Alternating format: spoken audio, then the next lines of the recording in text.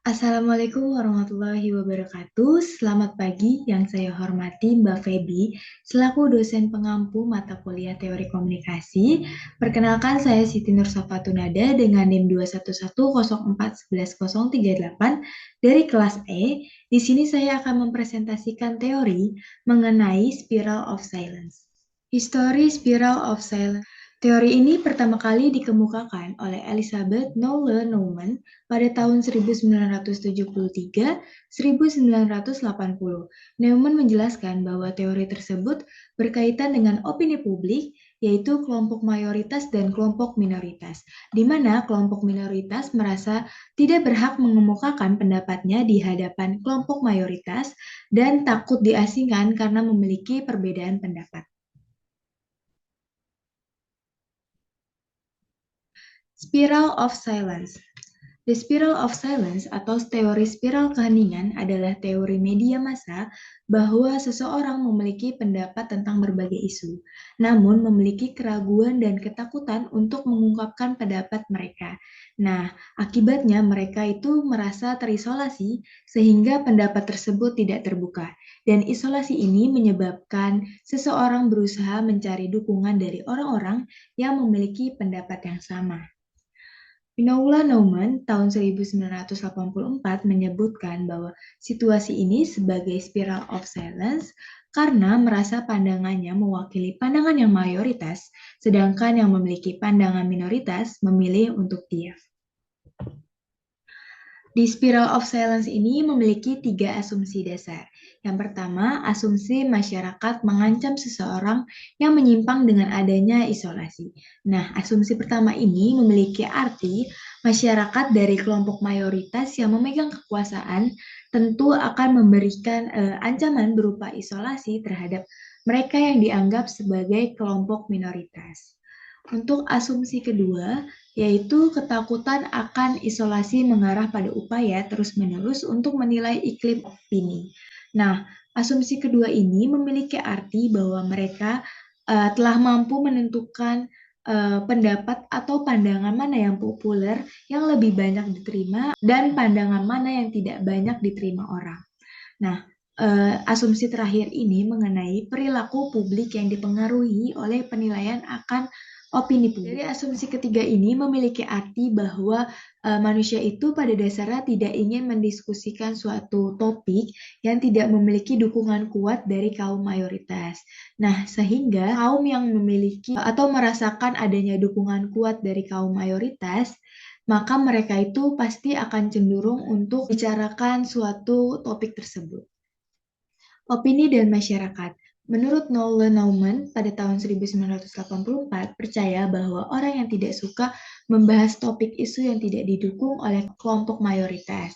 Nah, teori ini juga mengungkapkan bagaimana sifat orang yang enggan mengungkapkan pendapat pribadinya yang berbeda atau yang bertentangan dengan pendapat kebanyakan orang. Namun dalam konteks masyarakat juga sangat berperan penting dalam mendorong seseorang untuk berbicara. Nah, orang yang akan lebih terdorong menyampaikan pandangannya apabila ia mendapatkan demokrasi dan kebebasan dalam berbicara. Peran media massa. Media berfungsi untuk menyebarluaskan opini publik yang menghasilkan pendapat atau pandangan yang dominan. Sementara individu menyampaikan pandangan mereka sendiri yang bergantung pada pandangan dominan atau mayoritas. Nah, peran media ini untuk memberikan kontribusi terhadap munculnya spiral keheningan atau spiral of silence. Nah, karena media memiliki kemampuan untuk menentukan dan menyebarluaskan pandangan-pandangan yang mereka anggap lebih tepat, bagi pendapat yang bertentangan akan sulit mendapatkan tempat di media. Nah, media massa memiliki 3 sifat atau karakteristik yang berperan dalam membentuk opini publik media, yaitu yang pertama ada ubiquitas. Artinya itu mengacu pada fakta. Nah, pada ubiquitas ini, media merupakan sumber informasi yang luas. Dengan kata lain, ubiquitas ini dapat didefinisikan sebagai kepercayaan bahwa media itu terdapat di mana saja. Kemudian yang kedua ini ada kumulatif, yang artinya pengaruh timbal balik dalam membangun acuan. Pada kumulatif ini, media biasanya sering mengulang-ulang apa yang selalu diberitakan, baik pada suatu media tertentu ataupun media lainnya. Nah, yang ketiga ini ada konsonan yang artinya kecenderungan pada media. Nah, kecenderungan media ini berguna untuk melakukan suatu konfirmasi terhadap pemikiran dan pendapat mereka yang seolah-olah menjadikan pemikiran tersebut berasal dari masyarakat.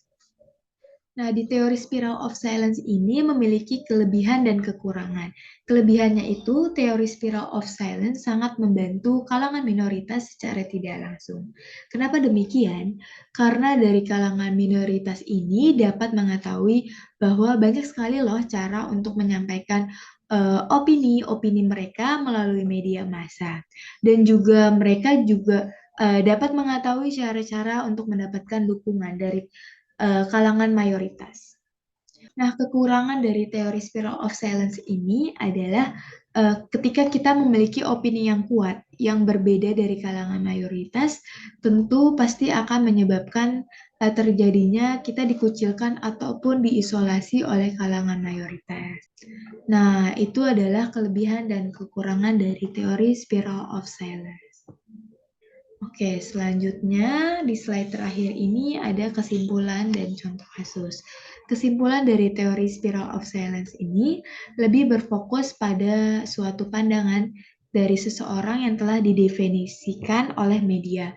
Nah, pada umumnya kebanyakan orang akan memilih untuk diam ketika mereka merasa berada di lingkungan minoritas dan merasa pendapat mereka telah dibatasi. Sehingga mereka sangat enggan untuk menyampaikan pendapat mereka dan sangat takut untuk dikucilkan. Sedangkan orang yang memiliki sudut pandang mayoritas tentu akan lebih banyak mendapatkan suara.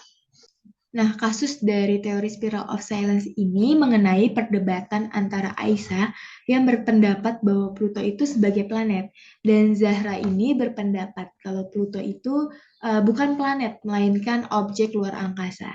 Namun kebanyakan selama ini tuh orang menganggap bahwa Pluto itu sebagai planet sehingga sisi Aisyah ini lebih mendominasi untuk bersuara dan pada sisi Zahra lebih memilih untuk diam dan tidak banyak mengeluarkan pendapat karena dari sisi Zahra ini ia enggan untuk bersuara karena takut dikucilkan oleh kaum yang lebih mendominasi atau kelompok mayoritas. Oke, sekian dari presentasi saya mengenai teori spiral of silence. Terima kasih. Wassalamualaikum warahmatullahi wabarakatuh. Selamat pagi.